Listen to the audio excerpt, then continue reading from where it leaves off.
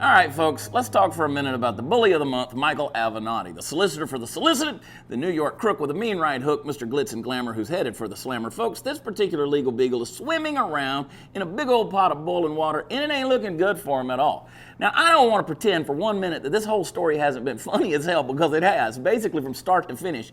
You got a dude who is basically stepping barefoot on mouse traps while simultaneously firing gunshot after gunshot into the bottom of his own boat. And this is a guy who, after being brought up on charges for domestic abuse, didn't even for 1 second think to himself, maybe I ought to lay low for a while the heat clears, but instead decided he could try to extort Nike for millions of dollars. That's right, extort Nike. I mean, you got to be kidding me. Look here, brain fart, if you're watching, listen up, and let me lay a little knowledge on you. Not only is Nike the sacrosanct protectorate of the woke left ever since the beginning of their common law marriage to Colin Kaepernick, but dude, you don't know that they got an entire army of half-starved Chinese 90-year-olds who'd be more than happy to take the day off from hot glue and shoes to come together to beat your ass black and blue. You want to talk about picking an unwinnable battle. See, people like Michael Avenatti are what constitutes the turd in the punch bowl of American society. And when the way you make your living is shouting out that someone is a liar and a crook, both in the literal courtroom and the courtroom of public opinion known as CNN, but you can't keep your own backyard free of debris, well, you can only skate around that pond so many times before you cut a big friggin' hole in the ice and fall in.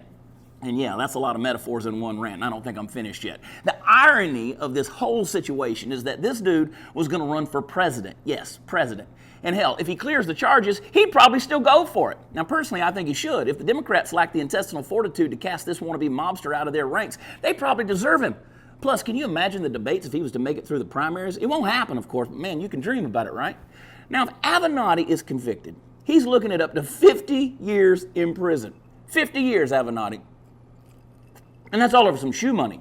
All because he couldn't just bust his butt like the rest of us and be honest in the way he did business. He had to be a bully about it. And Michael, if, as you said on national television, all your sexual fantasies involve handcuffs, well then good news. You're going to a place where everyone who works there has a set. So folks, don't be like Michael Avenatti. You might not be the sharpest, richest, or most famous tool in the shed, but at least you can be a useful tool.